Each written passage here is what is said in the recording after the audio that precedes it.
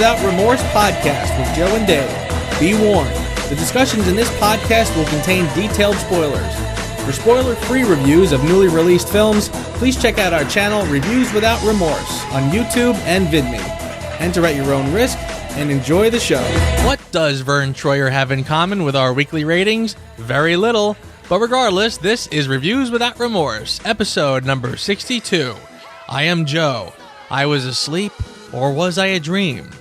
And with me is Dave. He had strings, but now he's free. In this episode, sadly, Hollywood has been shortchanged as Verne Troyer has passed on. But we've got a small tribute.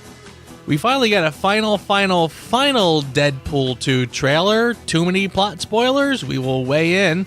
And my interest level faces absolute extinction as the new Jurassic World Fallen Kingdom trailer heats up. Then finally, a new age begins as we discuss the follow-up to the ultimate superhero team-up, Avengers Age of Ultron. What's up, my partner? You know, if you ever become a father, you've already got the dad jokes down, you sick, twisted person, you. My gosh, man! What are you talking about? These just short jokes. What the heck? Oh, come on, they were just a little old. I said a little. Dr. Evil, while you were frozen, we began a program to clone you. Cool. Cindy the clown! He is exactly like you in every way. Except 1/8 your size. Breathtaking. I shall call him Mini-Me. Verne Troyer, age 49, passed away yesterday. A pretty lengthy little career. Oh, boy, I gotta stop at the little jokes. A pretty lengthy career. Stop! You son of a... Yes. Starting in 1996, playing the Mini Santa in Jingle All the Way, an alien in Men in Black, a waiter in Fear and Loathing in Las Vegas, the baby Mighty Joe Young, and more importantly, and probably the thing that he will forever be associated with, Austin Powers, the spy who shagged me, as Mini-Me. Yeah, and he was very funny in those movies. He was very, very talented, very funny, and it is a shame to lose him. And seemed to have a good sense of humor about it. So, you know. Exactly, yeah. Good for him. He worked steadily, actually. If you look through his IMDb page, he had a movie every year ever since. He had like one gap between 2005 and 2007, but 2007 up, he was always had something going on, whether it was a TV show or what have you. Just, good on him. He died allegedly of alcohol abuse. Drank himself to death 3 times above the legal limit. And again, I'm not making a short joke, but seriously, you can't. I mean, if you weigh about as much as a potato sack, the alcohol, again, your alcohol by volume, alcohol versus your weight. So I mean, he probably easily bombarded his body with booze if that was the case. Poor little guy. You gotta stop with this. I'm serious, man. We're gonna get letters. Somebody's gonna be offended. Somebody's gonna be like, "You're being I don't know. What am I being? I'm not being a racist. It's not about his race. We're being heightist. Are we being heightist? I don't know. But just seriously though. Okay. All kidding aside. Enough with the small talk. I really, really, really hate that I said that. Farewell, Verne Troyer. You were a funny guy, and it kills me that you were the same age as Joe and I. Do you know that he's got a sex tape on his IMDb, by the way? Apparently, I did see that. The things you learn when you look at. I just happened to look on his page today just to go through and prepare, and all of a sudden I see sex tape, and I'm like, is that a joke or is that whatever? And I looked it up. Oh, sure enough, he had a girlfriend, and like I guess apparently like the girlfriend tried to sell, like I guess she filmed it and tried to sell it or whatever. And I guess it's floating around out there, but I'm going to go through life not knowing, and I'm quite okay with that. I was going to buy it, but I was a little short. It's showtime. Don't call it a comeback. I've been here for years. I'm rocking my pants. You're just a clown. dressed up as a sex toy. So dark. You sure you're not from the DC universe? And speaking of, little things meaning a lot, surprising people. Surprising people with funny stuff. It's a little thing, and it means a lot. And why is it that trailers these days feel the need to have to bombard us and spoil us with jokes, with story plots and threads and stuff like that? Why, Deadpool 2? Why? I didn't find it as offensive as you did. I definitely agree. I mean, they're getting into full blown trailer mode, whereas they were doing just fine with the the little hints. I mean, quite frankly, way back when he's rubbing his butt cheeks against the phone booth, I was already going to see this movie. So right. Everything after that is gravy. Yeah. And you're right. Probably once they showed Cable with the green arm, that you could have stopped it right there. Again, you guys got my money, but I like I said, I didn't mind it as much as you do, and most of the jokes I kind of felt like were probably the more obvious jokes anyway that you knew they were going to touch on. All right, yes, we knew that they were going to touch on the fact that Josh Brolin was in Goonies, that he's Thanos. I mean, but they also threw out a DC Universe joke there, which probably would have killed in the theater. And even if you throw the obvious jokes aside that they spoiled, why would you spoil Pete? And last but not least, Peter.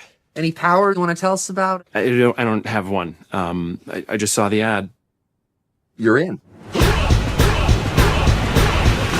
Why would you spoil Pete? That seems like one of those jokes that would have been beautiful to discover on screen. To just be like, okay, we're going in to kick butt, and they jump out of the plane, and just cut to a shot of Pete looking majestic and flying down with his beautiful mustache, his beautiful 70s style porn stash, just kind of flapping in the breeze, and that serious look on his face. Yeah, like I said, I sympathize because, again, how do you sell a comedy? You have to sell it with a sampling of the jokes, and everyone you see in the commercial is one that it's gonna be familiar when you see it. But again, how do you pitch this? How do you market it? So, like I said, I'm hoping that they just sort of threw out the more obvious jokes. Like you said, you knew they were gonna touch on certain things. We got it in the trailer, so hopefully they're saving all the good stuff for when you see it on screen. Yeah. And like I said, they got my money regardless. I am not. And incidentally, too, I kind of was feeling like all these jokes you're talking about, these are all fourth wall breaking jokes. I'm hoping they don't err on the side of doing that too much, because again, I like when they did it in the first one. I like that this character breaks the fourth wall. It's unique in that way, and it gives them a chance to be funny in ways that other movies just can't. Mm-hmm. Having said that, like I said, I kind of found it to be the seasoning as opposed to the steak. I don't want the whole movie to be him talking to the camera. So again, I'm hoping they don't do that too much in this. So again, you're worried that we saw all the jokes. I'm worried that we haven't seen any of the jokes. All right. I'll grant you that. Life breaks free. Life finds a way.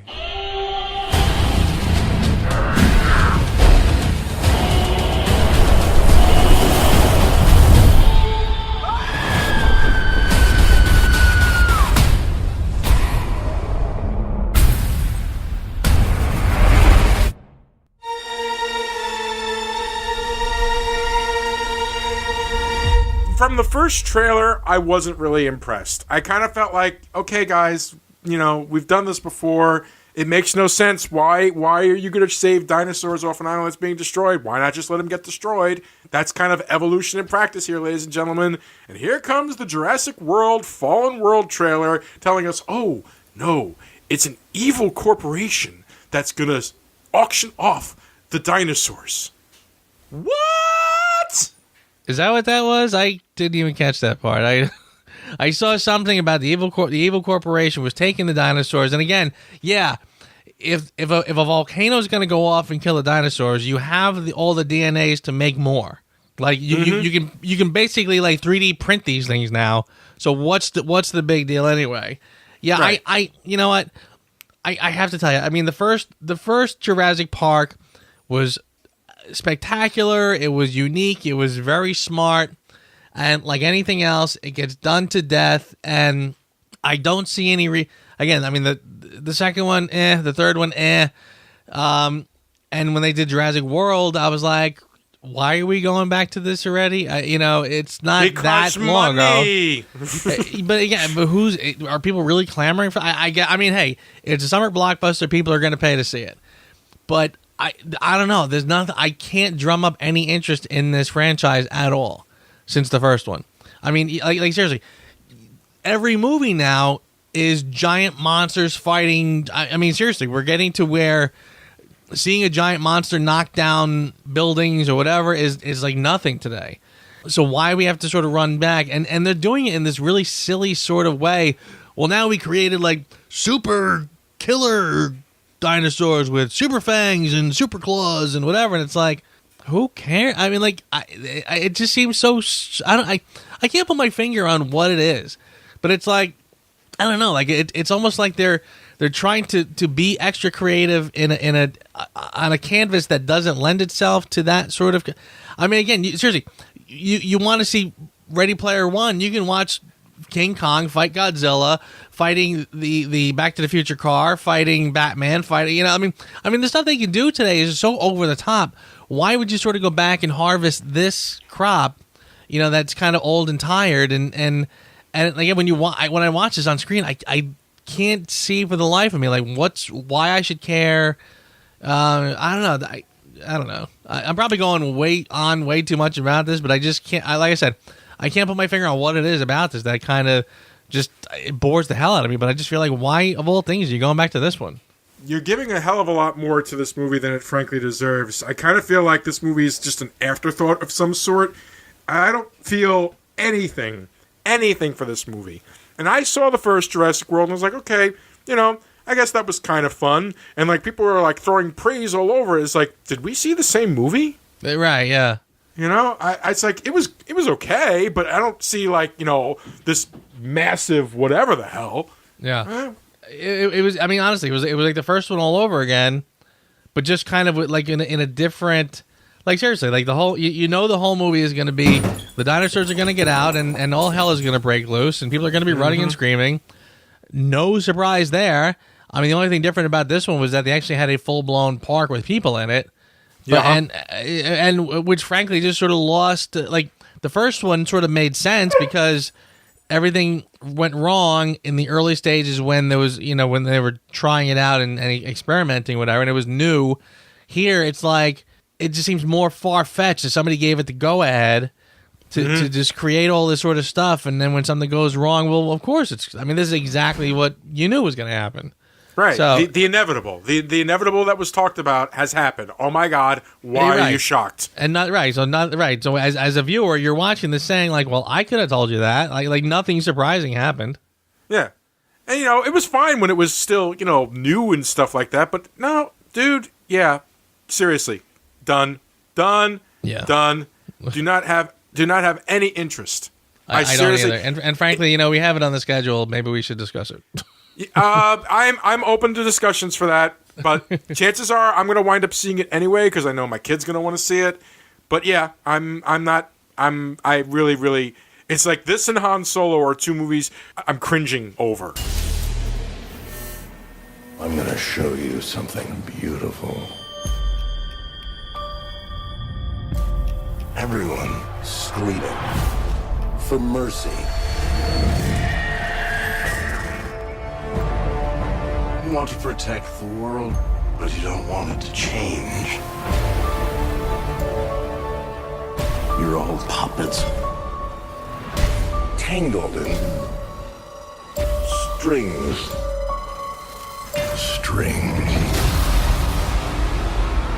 When Tony Stark and Bruce Banner try to jumpstart a dormant peacekeeping program called Ultron, things go horribly wrong, and it's up to Earth's mightiest heroes to stop the villainous Ultron from enacting his terrible plan. Written by Joss Whedon, based on the Marvel Comics by Stan Lee and Jack Kirby, Captain America, created by Joe Simon and Jack Kirby, Thanos, created by Jim Starlin, Ultron and Vision, created by Roy Thomas and John Buscema, directed by Joss Whedon. That was a mouthful. So is Avengers Age of Ultron. You know what's funny about the title here? I'm just realizing they really do, by calling it Age of Ultron, they really did put a lot of stock into this villain. I can't think of any other time when they said the wrath of Khan, the Vulture. Exactly. They never really kind of poured that much into one particular villain the way they did here. Yeah, they did. They did definitely put a lot of stock in this villain. And does he hold up? Somewhat. Oh, this might get interesting. I think we might have an interesting conversation on this one. Well, I think we always have interesting conversations. But you're right. When we agree, it's it's here's my personal feelings about this movie. I like it, but I'm having an issue. I'm having a huge issue. I texted you this earlier today, and I'm just gonna fess it up to the people now. My problem is I rewatched this movie. And this movie, there's a line that Ultron uses where he says, with the benefit of hindsight, and then Hulk hits him. And this movie, to me, is kind of like, with the benefit of post-sight, because now we've seen what's come after this movie, and it's kind of like, as I'm watching the movie, I realize, this movie plants a lot of seeds that pay off, or have paid off since.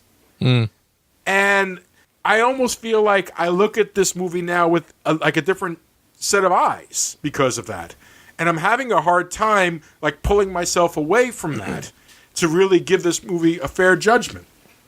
And here's my fair judgment. The fair judgment is this. It's okay. It's not great. It's not as great as the first Avengers movie. It's really, really an overplotted movie that sort of semi-ties its plots together. And frankly, I'm still amazed by that, because when I was like, okay, what about this plot? Oh, no, they addressed that. What about this? Okay, no, they kind of addressed that. But there was almost too much plot, and I think it burdens the movie and brings it down a little bit. I enjoyed it. I still am amazed by, the stunts and the effects and everything like that they did in the movie. But it just kind of feels like middling.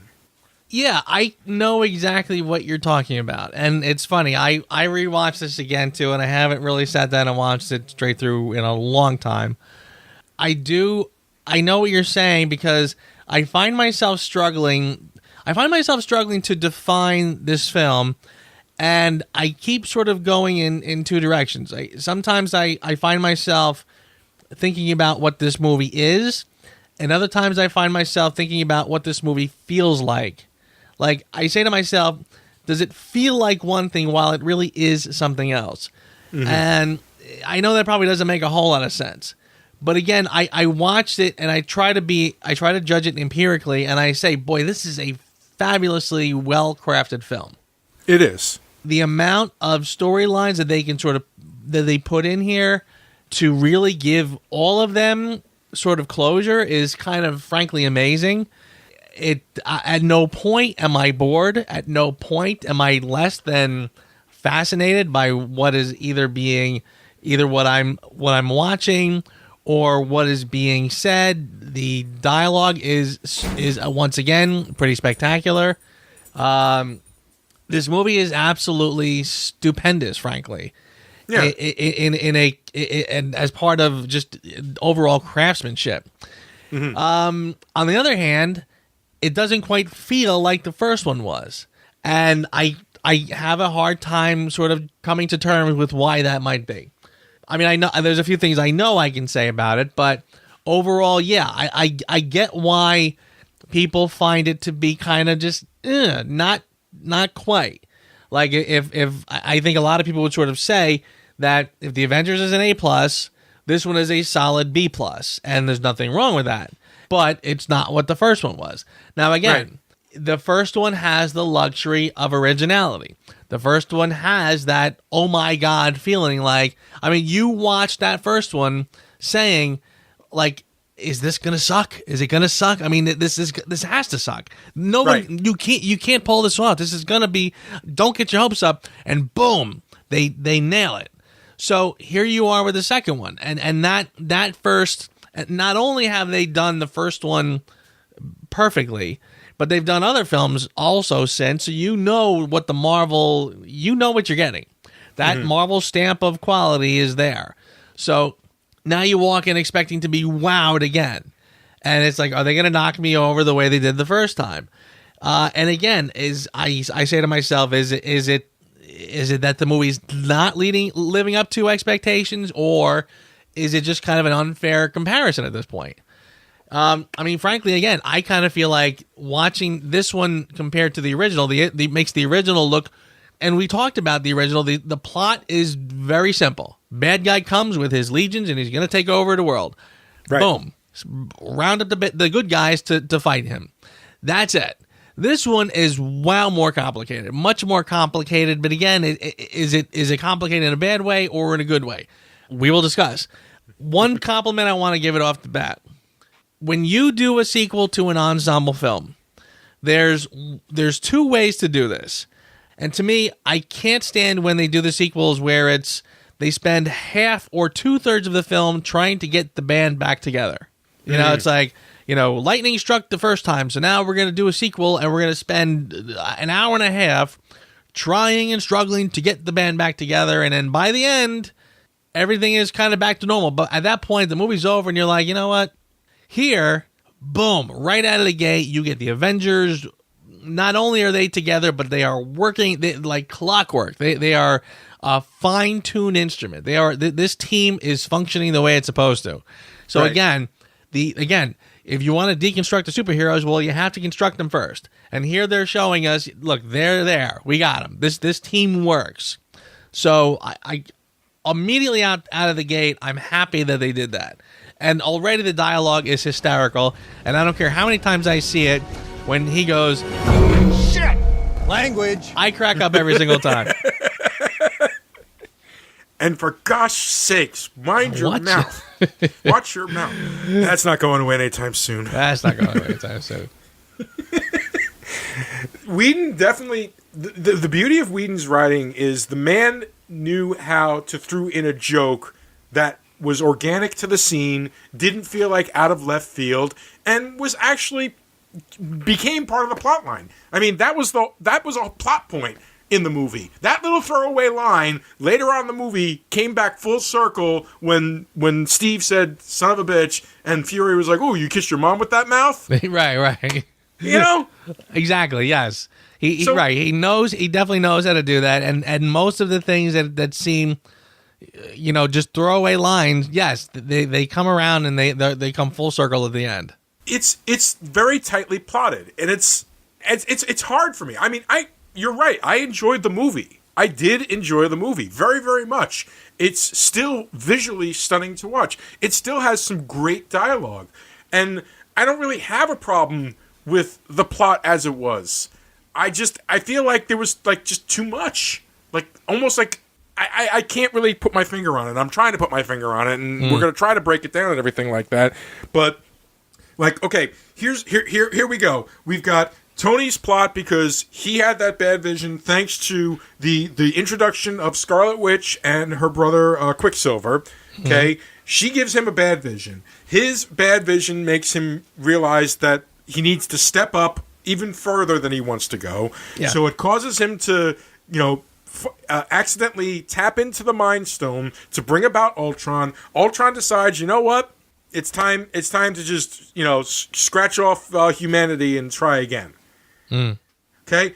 That sounds like a simple story. But in between that, you have the deconstruction of Cap. You have the deconstruction of the Hulk. The Hulk and Black Widow are now in a relationship. Hawkeye actually gets a plot and a family to boot. And Thor is finding out that Ragnarok is on its way. And this is all within the first damn hour of the movie. Tensions between Captain America and Tony are starting to take root. And that's starting to take root, which was which eventually paid off. Even the initial fight that they all had, is symptomatic of how each of them were able to know how to fight the other. You know? That whole scene with the cradle and everything like that. And then they introduce Vision. It's just, there's a lot going on in this movie. And it's just, you know, it's not confusing to follow. If you sit there and you think about it, it's like, no, they covered that, they covered that, they covered that. And yet, when it was over, there was still this part of me that's like, but then why do I just feel unsatisfied?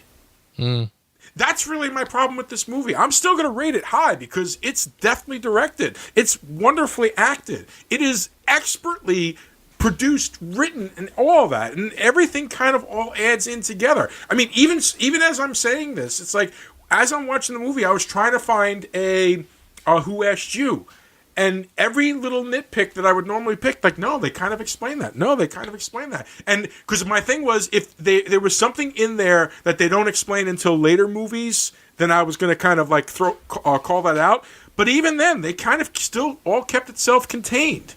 And they kind of explained it as it went along. So I still do have a Who Asked You, but it is the nitpickiest of the nitpickiest. and yet, it's weird how I feel about this movie. I kind of feel like in an abusive relationship almost, because there's really not a lot wrong with this movie. It's actually very tightly plotted and well plotted, and it's well acted, and it's well produced, and yet for whatever reason, and I still can't put my finger on it, I feel unsatisfied. I'll tell you what. I'm gonna throw kind of a bold idea out there. I'm wondering if this film isn't the Empire Strikes Back of the Avengers films. And in the same way, when you were younger and you saw the Empire Strikes Back and you walked out just feeling like, no. I want medals, I want cheering, I want all that stuff. I kind of wonder if this isn't the same sort of idea, where again, it is more of a downer, all things told, because again, you're talking about, you know, the team is really beat to hell. The redemption is not exactly, put it this way, this is very much a deconstructing type of film where the team is beat up, and I almost feel like the victory at the end, it's not the kind of victory where, you know, it's not the Rocky IV victory where you know, he punches him out and he's doing great. No, it's the Rocky II victory where they're just able to scramble to their feet and get the job done. And there are consequences. I mean, there people are, not everybody makes it. The whole city, again, I mean, there are casualties and there is mass destruction of this whole, I mean, a country basically explodes. Pretty much, yeah. Leading, of course, to what comes next. So, yeah, I would actually sort of argue that this film, again, in many ways, it's more of what the original Avengers was. More things are happening, and you know, I just wonder if it's a simple case of I like it, but again, I want the cheering fun of the first one. You know, this one gets a little more realistic, frankly. And it gets a little more, you know, touching on, you know, things like collateral damage and casualties and things. So maybe it's that sort of, you know, an emptiness that kind of drags on you a little bit. Like I said, I mean, it's not the kind of victory where there's no revels at the end of this one. You know, and you know, the revels come in the beginning, in the middle, or whatever. But at the ending, oh no, there's no rebels. They're licking their wounds. You know what I mean? It's that kind of a victory. You know what? I can kind of see that, but if you think about the end of, say, like Civil War, neither one of us had a problem with that ending. We felt it was a deserved ending, and it was still, you know, even the end of Empire Strikes Back was a downer ending, but had hope. And Civil War was similar. That had a downer ending, but had hope. And even this movie, it had a downer ending, but still had hope. But, maybe it's because he doesn't say assemble. Maybe that's what it is. I think, you know what? Maybe that's what it is. If he had said Avengers Assemble, maybe I would have gone out of it feeling, yes, that's how you generate hope. I don't know what it is. I think the problem that I have mostly with this is I almost think, as realistic as it is, as wonderful as it is, it's almost too dense. And I kind of feel like in its denseness of storytelling that it doesn't completely flesh out all the things. You have to infer a lot more in this movie than are actually demonstrated. You infer that whatever vision Thor had basically told him, bring the vision to life. You have to infer that, the Natasha going from shit scared of the Hulk in the first movie has actually turned to romantic feelings for Banner. Which, some people were against. I didn't actually see a problem with it. I thought the two of them actually had pretty nice chemistry.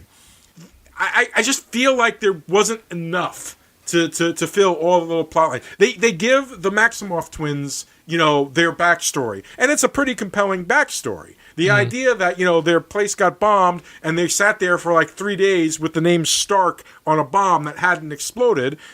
That was not bad. But I still kind of feel like it just feels not completely there. It's the end. The end of the path I started us on. Nothing lasts forever.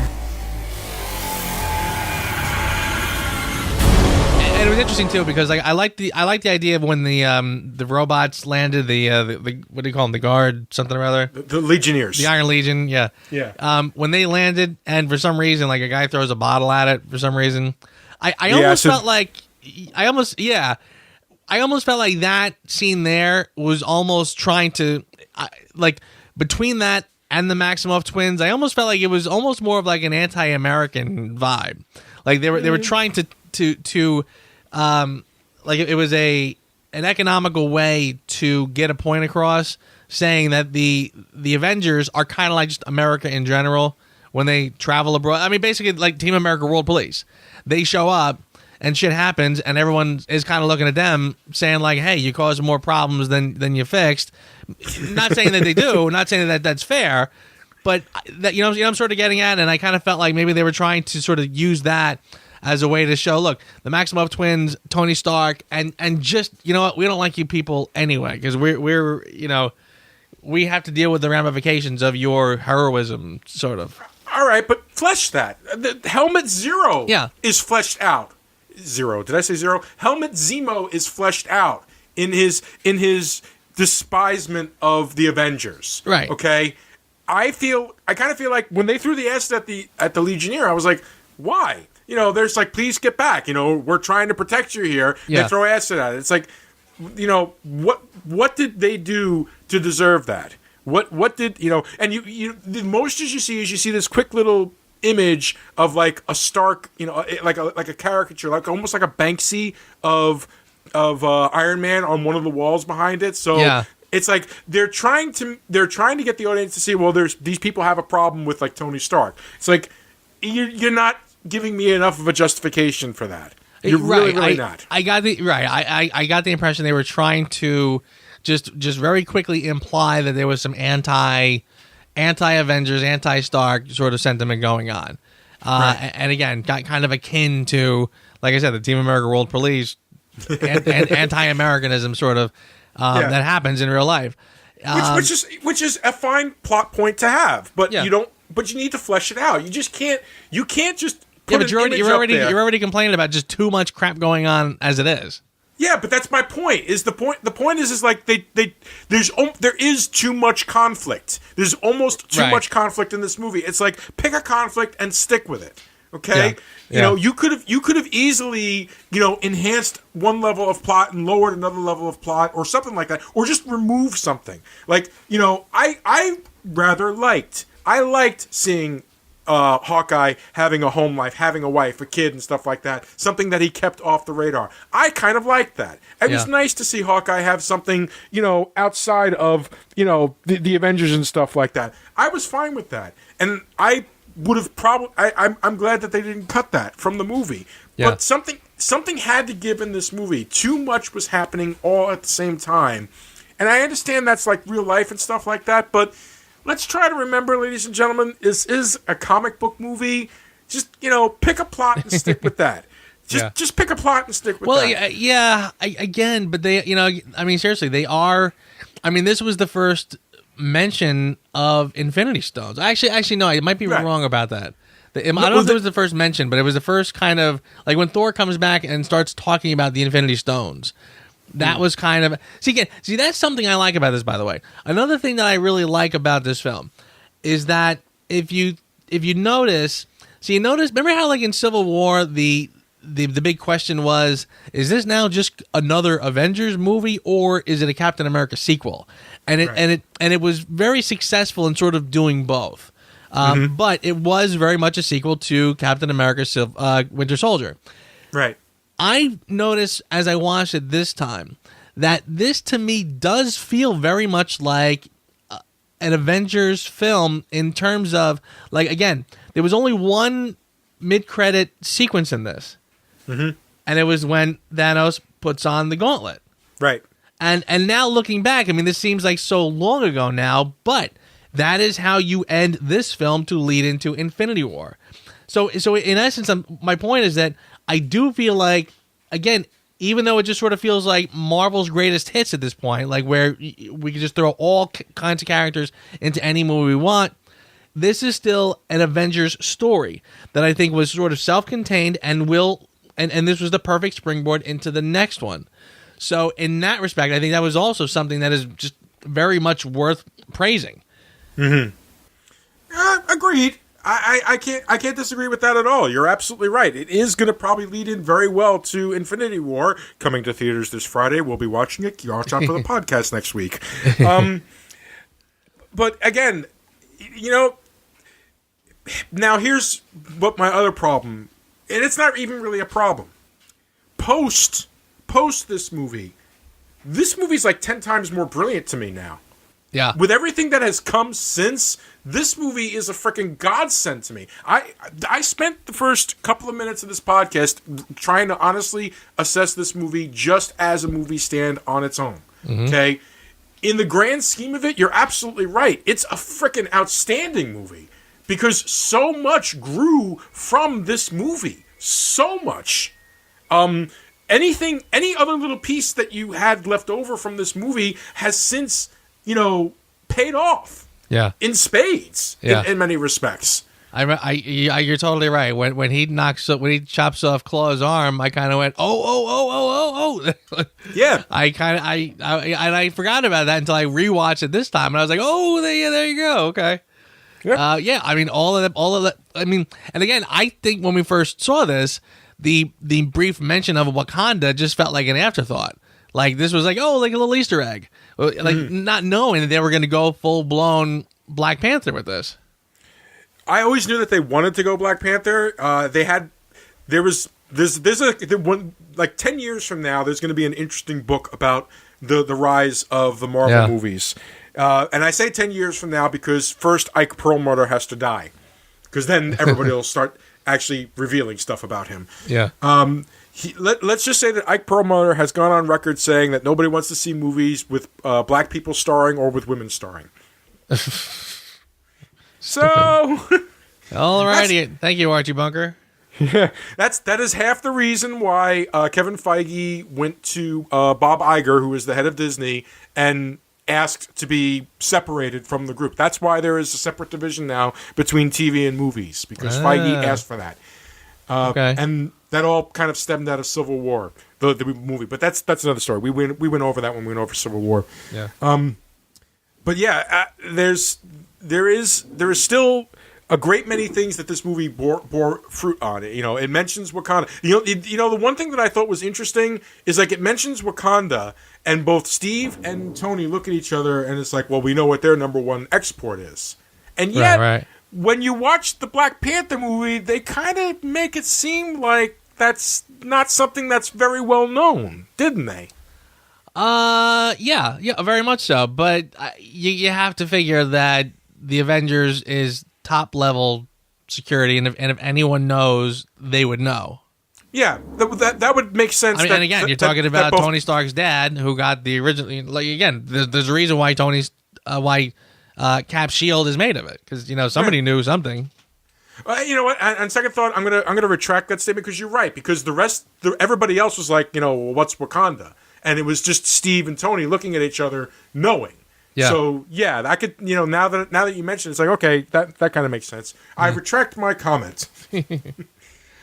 But yeah, it brought about that. It brought about Ulysses Claw, who, one of the highlights of the Black Panther movie. Freaking Andy Serkis just killed it. And it brought about Civil War. And this movie basically is the reason why the Sokovia Accords are called the Sokovia Accords. Right. It brought about Civil War. It brought about Ragnarok. Thor Ragnarok 3 is directly because of this movie. So yeah. All these little plot threads did kind of pay off. And, of course, now we've got Infinity War coming up. Yeah. Yeah, absolutely. I'll tell you what, though. And of all the things that we talked about how dense this film is.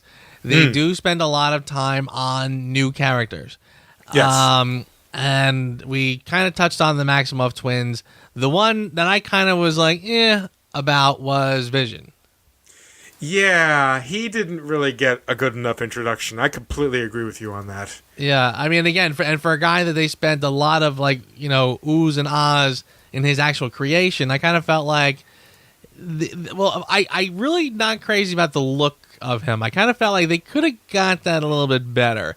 In fact, I remember watching it this time around saying to myself, they really could have, it's funny, Deadpool was the first superhero who really goes full-blown where the eyes are just white like they are in the comics. Mm-hmm. You know what I mean? And it's basically because Deadpool just kind of says, F it, we're going to do what we want. Yeah, pretty much.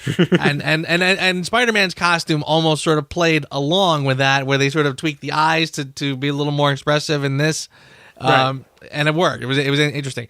Now here, I'm watching Ultron, and I said, you know what? They could have given him the white eyes, and that would have really nailed that outfit, I think. That really would have nailed that look.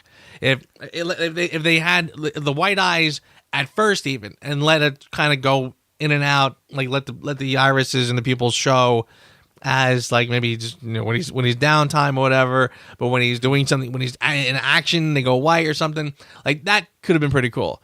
As it is, I thought, that really kind of dull purpley look color on him, and they tried to give his face some texture, and I don't know. It was almost like I couldn't tell where they were going with him, because he looks like too much like just a person with makeup on to really kind of go like sort of androidish. Yeah. But then again, not enough. You know what I'm saying? It was almost like I don't know.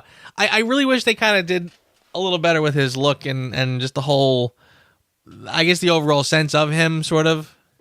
Well, you're the costume guy, so of course you would go that way. Yeah, but you're also not wrong. You're also not wrong. He felt like somebody cosplaying as Vision. Yeah. Less so than actually what I thought of Vision. Right, and then when he kind of grows the cape organically, I thought, I mean, again, how else are you going to do that? I'm not sure. But wait, but here's my problem with that particular thing. It's like, they didn't really. I don't think they necessarily justified. They didn't explain his powers to us. That too, yeah. We know who Vision is. We know what his powers are. We know what he's supposed to do. But they don't explain any of that to the audience. They just kind of like, oh look, there's Vision. You should know what he does. Yeah, it's like, really. Well, I agree with you. I mean, they really didn't. And again, I remember Vision from the comics, but if you ask me what his specific powers was, I don't really remember either. So I was sort of like not sure either. But again, I almost felt like it doesn't matter, because in here they sort of said the vibe that I got was that all of his powers are because he's got the Infinity Stone in his forehead. So whatever his powers were in the comic book, I kind of felt like, well, that's something else. Here, he's just got the Infinity Stone and will do zap zap whatever the Infinity Stone does.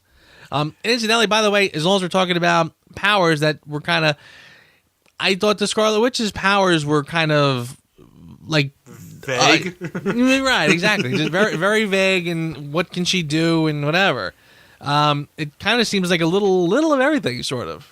Yeah, that was another thing that bothered me as well. Quicksilver is very straightforward. I can run fast. Yeah. Okay, good. Well, actually, actually, he also sort of confused me too, because I remember like they would show him just running past like a half a dozen robots, and the robots are just like, split flying in half. In the air. Yeah. Right. And it's like, but I don't see him with like a weapon or anything. Like, is he punching them, or like what is he doing there? His weapon is a wrench. His weapon is a wrench. He takes them apart. so yeah, I mean, honestly, I kind of felt like all of them, again, like you said, because they are jamming that much into this film. Yeah, so you're kind of you don't really get a lot of time to really understand them specifically, or their powers or whatever. Yeah. Anybody who's a comic book fan, they were on board. They absolutely were on board. But it's like they forgot that not everybody knows who these characters are. Yeah. And because I'm looking at it critically, like, I knew who they are. I know what their powers were. Fine. That's great. But to anybody else, it's like I had to explain it to so many people. It's like, well, how can he do this? And what about that? And it's like, well, he can, shift his density and blah, blah, blah. How is he able to do that? It's like, I mean, it's much better explained in the comic. Thank you. Come again. There are no strings on me. I wasn't crazy about Ultron himself when he first shows up. Right now, first of all, I thought it was interesting that the Iron Legion. If I'm catching this right, they had the voice of James Spader before Ultron shows up. They did. So yes. that there was a logic there. I thought that was smart. But then when he shows up, first of all, when they sort of showed them as the little glowing holograms, like here's Jarvis and here's the other guy. I'm like, oh, okay. So then when it was almost, I kind of, when the blue glowing glob is supposed to be the Infinity Stone. And then they were okay. But we're going to harness that to create something. Well, it was almost like they took the Infinity Stone itself and let that become Ultron, which I wasn't quite. I was like, I'm kind of watching this, going like, I think they're trying to. They need to clarify what's happening here a little bit more. But and the other thing that was starting to bug me is that, like, first of all, like one of the first things he says is like, who are you? Where am I? Whatever. And then he says, "Where's your body?" And I'm thinking to myself, wait. Why would any, again, if he literally just was created out of nothing, out of like an infinity, why would you assume there's a body? Like, you're already kind of starting to put things in there that don't really belong. And then I kind of thought like his witticisms, I didn't quite get it, because there was a lot of things that he said. There was a lot of great dialogue that they had for him that I really thought was interesting. That was really well done and very, really good stuff. But then there was a lot of suppositions there that I just kind of felt like, why would you infer that from nowhere? I don't know. It just seemed a little off. You know what I'm saying? Like, again, like, where's your body? And then again, and then to just jump straight ahead to wanting to kill the whole world, and already he's evil just sort of out of the get-go. And again, he is evil. Like, I mean, it's almost like he's trying to imply that saving the world, I'm just gonna speed things up, and that means the eradication of the human race, and then the next evolution will happen, or something or other. But he does pretty much say flat out that he's a bad guy. He says something like, "Here's my evil plan," and he doesn't say it with sarcasm. Like, he just seems to be, he knows he's bad and he's gonna run with it. So I kind of felt like if they let him just be like, a Machiavellian genius who just does not care about human life, I get it. But the fact that they're trying to inject his anger and rage, as they say, and again, just a very specific, here, I'm going to tell you my evil plan.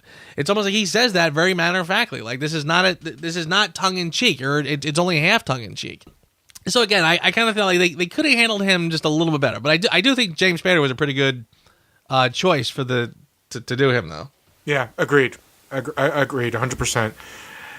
But yeah, no, you're absolutely right about all that as well. It's just, it suffers from a lot of weaknesses, and it all goes back to an overplotting, as far as I'm concerned. Jarvis, what's the view from upstairs?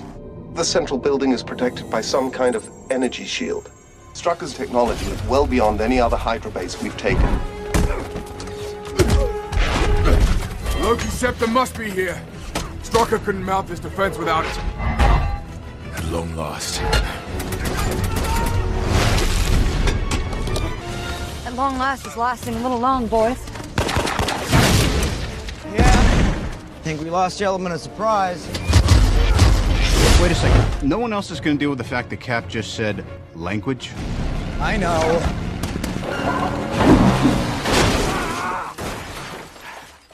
Just slipped out. But Joe, we've hit that mark. We're there. Time. It's time, my friend. Joe. Am I going first? Absolutely. All right. This may surprise you. I'm going to give this one a 9. I am surprised. With all the problems with it, you still gave it a 9, huh? Yeah, well, again, I felt like this film has to carry a lot more weight than the first one did. Or, if you want to say it another way, you could argue that the first one was smart enough not to get bogged down in certain things and just do what it had to do and make a great superhero movie with all these great characters coming together, etc. Mm-hmm. This one, I feel like they couldn't rest on their laurels. They couldn't keep it just simple as the first one. And even you could even argue that at the end of the day, you still end up with a whole bunch of superheroes fighting off a whole bunch of little minions, and one big bad guy who wants to just end the world. But again, this one had a lot to do. It's got to carry from the first one to Infinity War. It's got to bring in all these different characters. And kind of bring in these different plot lines again. I mean, a guy like Hawkeye, who is the red shirt more or less of the Avengers, they're going to give him a backstory and flesh him out a little bit. That takes time. So I'm willing to forgive this film for carrying a lot of stuff, because at the end of the day, every time I watch it, there's not a part of me, even at the parts that I criticize, I don't get bored. It's not like I'm bored through these things, and it's not like I'm rolling my eyes going, that doesn't make any sense. I mean, there's a few.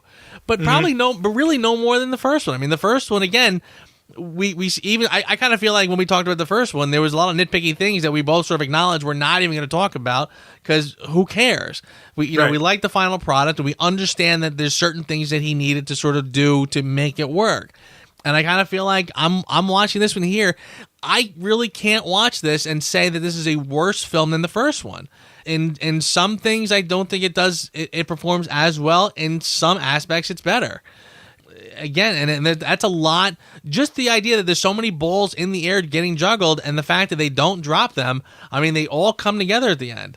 Is it as satisfying, purely satisfying as the first one? No, but I kind of think my Empire Strikes Back analogy fits. Again, you are. They get their asses handed to them in this one, and again, like I said, there's no medals at the end of this one. There's no celebration. It's the licking their wounds kind of victory, and again, it leads us into other conflict. So again, you can't have that pure just yay that was fun kind of movie. This one's got more stuff going on, and I do not want to penalize it for that. So yeah, I'm gonna give it a 9. All right, I am gonna penalize it. Sorry, I feel like the characters did not get fleshed out enough in Pietro, in Ultron, and in Scarlet Witch. Now, granted, Scarlet Witch since has gotten fleshed out rather nicely. Vision has gotten fleshed out rather nicely, but that's been subsequent. This was their introduction, and they didn't get a good deal. This is like, these three are in this movie like Hawkeye was in the Avengers. Okay? Right. Yeah, so I gave it an 8. And don't get me wrong, I love this movie. I really, really do. But it's too plot heavy, and it was a detriment because of it. It could have been a lot better with just with more focus on one particular direction. I think would have worked better. The fact that they had to go all the way to China because of China money or whatever the case may be for that one character, for the cradle and stuff like that. Maybe they could have cut that, but for whatever reason, there was a short time frame there where Disney was like specifically putting in stuff to appeal to the China market. They don't seem to be doing that anymore, and I'm quite okay with that. Could you stop that? That stuff is just getting in the way. I still love the movie. I still enjoyed the movie. I still was enraptured by it as I was watching it. But the bottom line is that it's heavy. It's too plot heavy, and it's not heavy. It's heavier where it should be, but it shouldn't have added these extra. Like, I understand they wanted to bring in Scarlet Witch, and I understand that they wanted to bring in Vision, and I understand they wanted to bring in Quicksilver and stuff like that. But you brought in 4 characters, and you didn't give them enough to really justify bringing them in, and I have to knock it down for that. And I can't fault you for it. I mean, those are fair criticisms. I'm with you. All right. So, who asked you? Do you want me to go first? Sure. Okay, who asked me? I've been saying it throughout the entire podcast. Too much plot without enough flesh. Simple as that. You introduce these wonderful, wonderful, wonderful characters, beloved characters. Here, let's look at Civil War, for example. Okay, Civil War, if you break it down, introduced us to 3 characters. Okay, Zemo, Black Panther, and Spider-Man. Now, immediately take Spider-Man out of the equation. Because everybody knows who Spider-Man is. All he had to do was act like Spider-Man, and that's enough of an introduction for him. Fair enough. So really, you had Zemo and you had Black Panther. And they got enough of an introduction in the movie, I felt, especially Zemo, to make them compelling enough characters. I know Black Panther wasn't like your favorite part of Civil War. I remember when we talked about it, but, I felt that was enough. They had enough flesh to the characters that at least I understood their motivations and everything like that. Okay? I kind of feel like Ultron is, 1 minute I'm like, what's going on here? It's like, destroy everything. It's like, really? And like the abject hatred of Tony, there was no real justification there. The Maximoff twins, I get what they were trying to do, but you didn't do it enough. And Vision is probably the biggest tragedy of all. This is, a pinnacle character in the Marvel Universe. You've basically created your godlike character. That's what Vision is. He is one of the most powerful Avengers, and if he ever goes buck wild, he could take out all the Avengers easily. That's the Vision that I wanted to see, and we only kind of got sort of that Vision.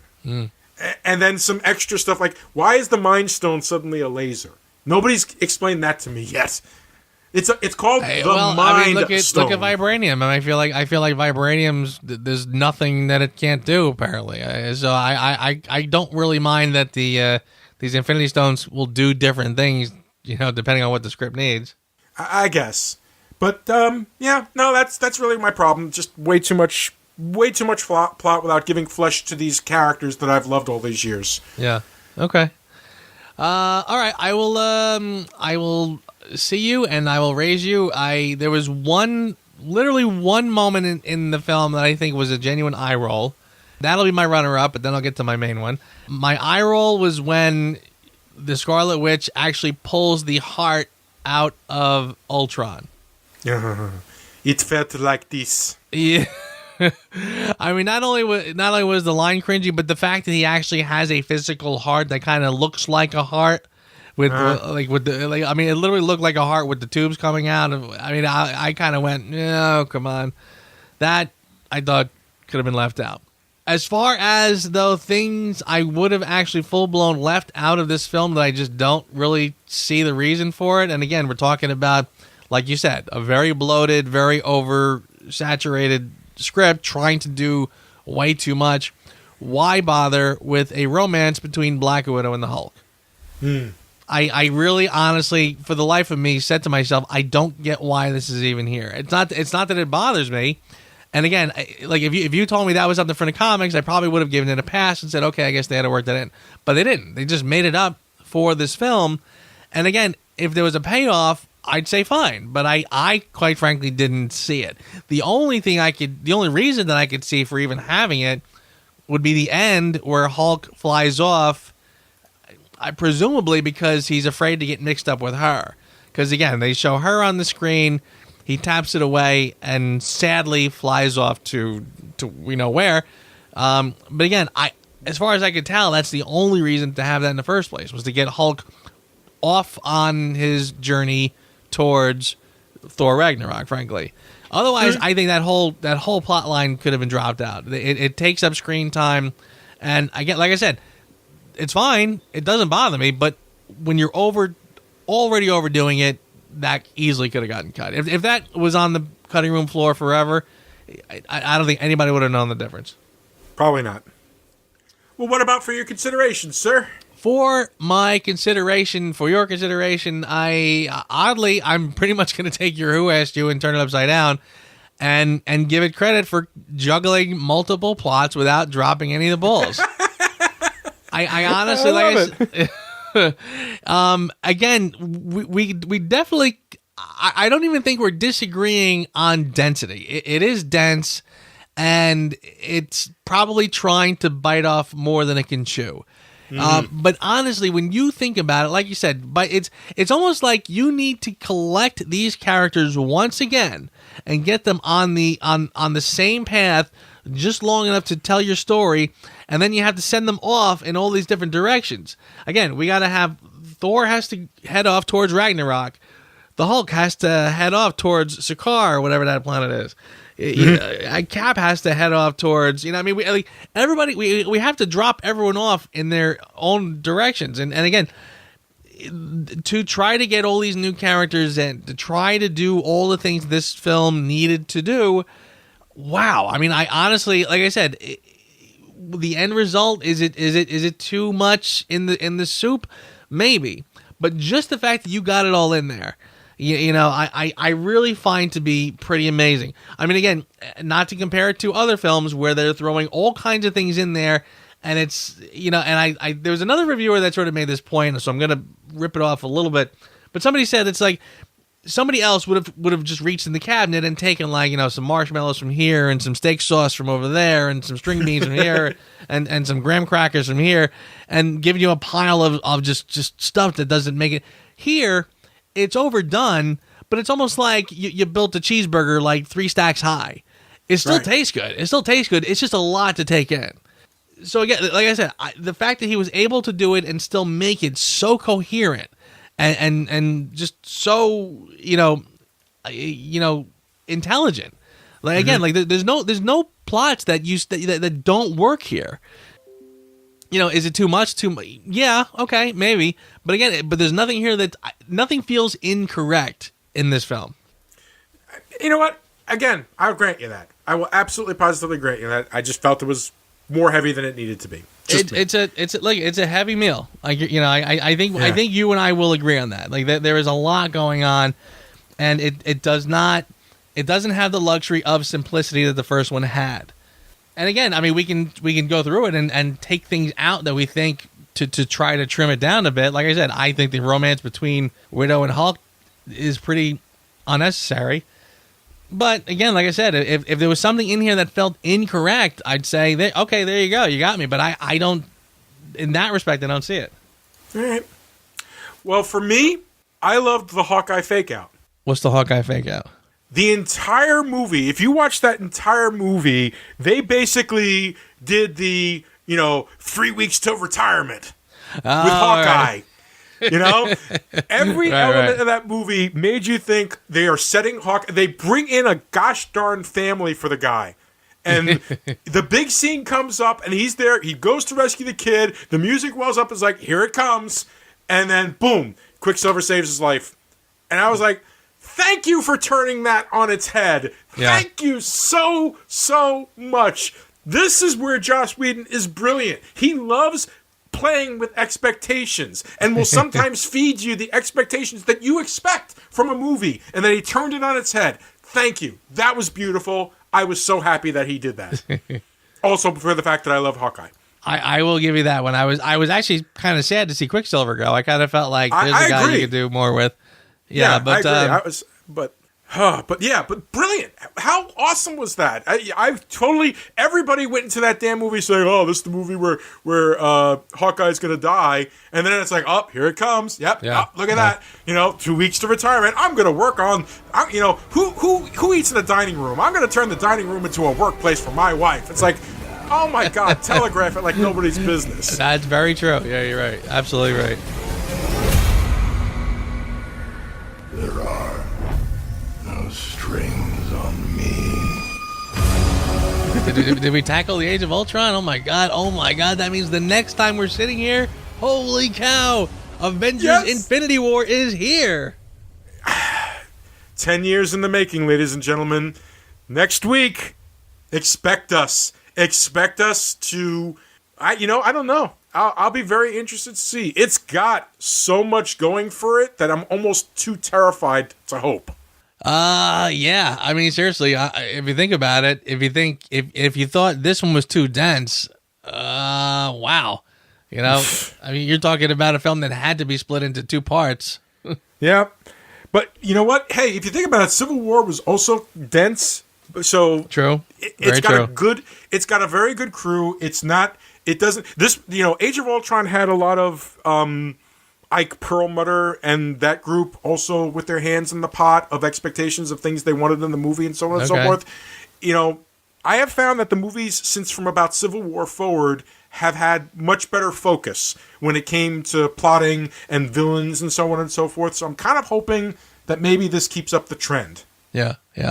And besides, it's by the guys who gave us Winter Soldier, and it's my favorite Marvel movie of all. Very true. I had my nieces and nephews over this weekend, and my nephew was desperately trying to get caught up on everything. So we were watching this. We watched the first Guardians of the Galaxy. So I think I'm going to try to get him over at least once between now and this weekend to watch Guardians 2 and Ragnarok. We'll be good to go. But will we be good to go? I can't wait. I'm dying for this one. This is going to be great. Me too. A little scared. Easily the most anticipated. Until next time, sir. Next week, Infinity War, ladies and gentlemen. My friend, see you next week. You got it, my man. Thanks for listening to the Reviews Without Remorse podcast with Joe and Dave. Join us here every Thursday for a new episode. And be sure to check out the Reviews Without Remorse channel on YouTube and VidMe for spoiler-free reviews of new releases, as well as in-depth discussions of current and classic cinema. If you enjoy this podcast, please consider becoming a patron. You can find our page at patreon.com. As little as $1 a month goes a long way. All clips in this podcast are used for commentary and critique, and is considered fair use. No copyright infringement is intended.